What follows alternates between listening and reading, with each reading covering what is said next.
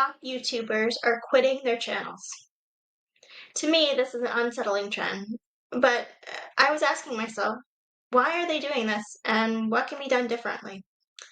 Obviously, the initial trigger point for all of this we're seeing in the YouTube community is Tom Scott posted on January 2nd that he was retiring his channel. I have since seen several other videos come out, and I know if you watch YouTube regularly and have favorite creators, you're probably seeing some of these too.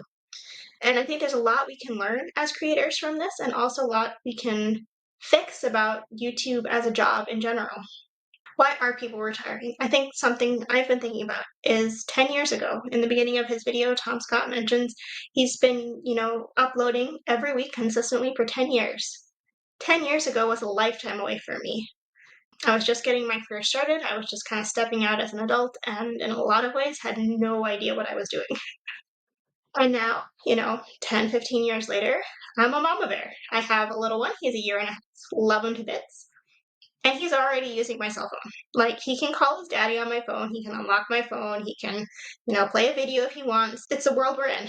As an agency owner myself, I use AI and I love it. I think tech is amazing. I enjoy video games. I use multiple different communication methods for friends, clients, family.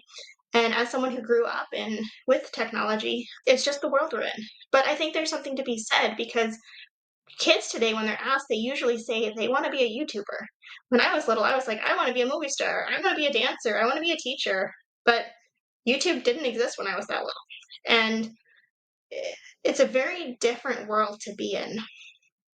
And I think this issue of why folks are quitting is relevant to all of us who want to achieve stardom or success or stability through having a YouTube channel. I think YouTube itself as a platform has a multifaceted role in all of our lives. I think for me in my role as a mom, it helps me learn about how to help my son. It helps me learn how to be productive. It helps me learn a cooking recipe when I want to make an apple pie. Then on the other side, for me as a business owner, it's a way I can communicate my value, my purpose, my wish to help others through the work I do. It's a way to educate clients about the services we provide. It's a way to educate fellow agency owners about cool things that our agency is doing that they may want to implement. That to me is the point of YouTube. It's community. It's a way that I can connect with someone across the world in a different time zone in a way that's great for them and great for me at the same time. I think it goes beyond the bounds of a town or a city, and it allows business in general to be worldwide and accessible to everyone. And I think there's a lot of issues that come with trying to do the self-employment route or the business entrepreneur route, and YouTubepreneur is still a business owner. I think for someone who's been in business for the last several years myself, since 2019, I've learned a lot about running my business, how to be the CEO of my brand. And I love the fact that I have this platform where I can share all the things I'm learning and trying in my business with others who could benefit from the skills I've developed. I think behind the camera, there's the whole part of family or work. And I think part of what I keep hearing in these senior YouTubers stories is that they had to make a choice. The business either got so big that they were ready to do something else because they'd reached the pinnacle of where this part of their business could go, or there was a family need where they need to be elsewhere in their life right now and YouTube is not the place for them. I think there's also that sense of, where do I go from here? I've reached the top of my career. What do I do next? And that sense of freedom. I think a lot of us get into doing YouTube and having YouTube channels and all sorts of social media as a way to buy back our freedom. I think sometimes when we get to a level of success, we haven't bought freedom, we've got a bigger job. And really that's what I love about my work, is that I get to work with creators to do the business for them so they can focus on creating. And I think it's a great synergy because as someone who's been in the arts a lot of my life, I love creating. I love being inventive and trying things and seeing what works. And that's the beauty of this part of being a business owner on YouTube is that you get to be creative, you get to make content, you get to experiment with your hobby or niche that becomes your brand and your business and your stake in the world. It becomes a place where you get to be the expert of whatever you're an expert of. And there's always someone on this platform looking to grow with what you have to teach. I think that's the really cool thing about being a YouTubepreneur is that you get to give back to those who helped you on your journey. I know for me, there's a lot of people who helped me get to the level of success I'm at. My way of giving back is to help people who are just starting out. That is the really cool thing about this shift that's happening. Obviously, we all have favorite creators. I know there's people I follow on a daily basis. I always catch their new uploads. I think what this means when that person isn't in your experience anymore, when a creator goes off platform or shifts platforms or changes what they're doing, it's a point of evolution for them. Obviously, they want to evolve, they want to grow, they want to do something different. But I think for us as viewers, it's also a point of evolution. It's a moment where we can say, who is a new creator I can start following? Who is someone else I can support?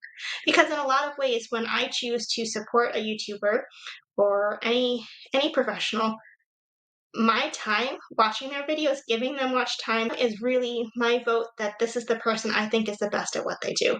Or they're just really good at how they display it or show it or, teach it.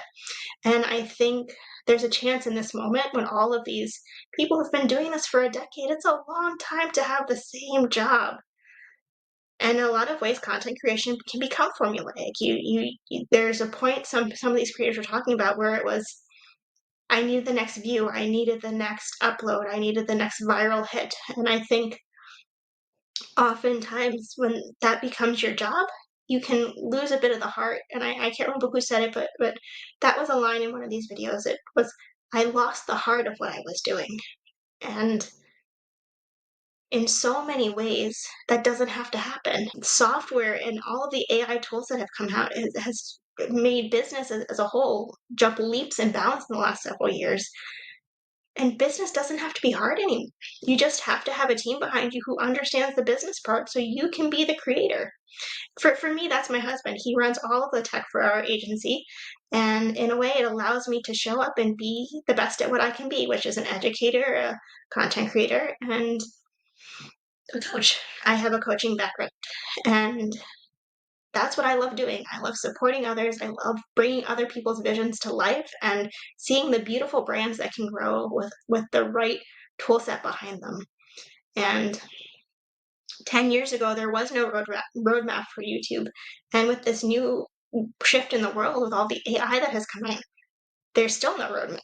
And I think the difference is when you can combine the immense amount of skill and knowledge that you have about YouTube with the business skills that someone like our team has, it's a beautiful synergy. It's a moment when you just get to do what you're good at.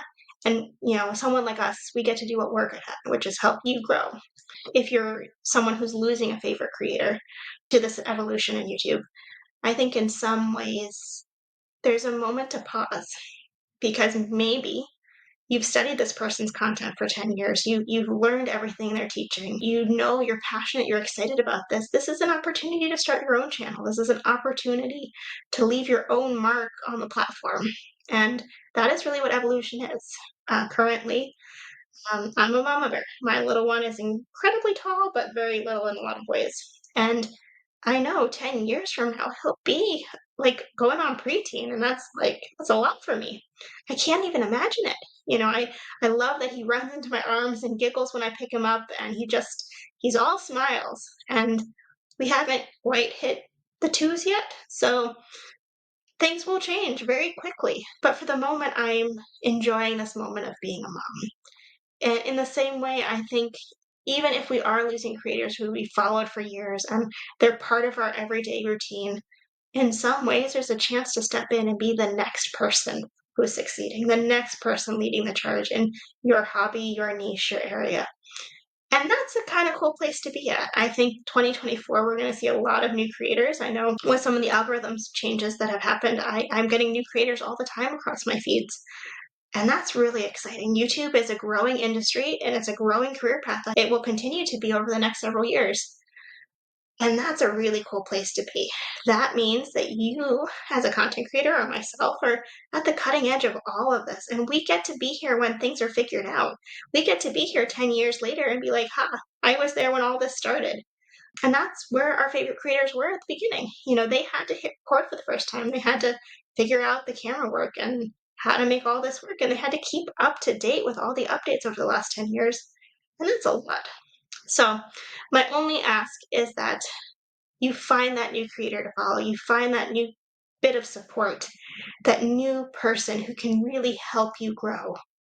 And in a lot of ways, if you step out, show up consistently, build your own brand, you will be that wanted creator for someone else. You will be that person for someone who's 10 steps behind you on your journey. So I just would like to say, be brave, be bold, but most of all, be you.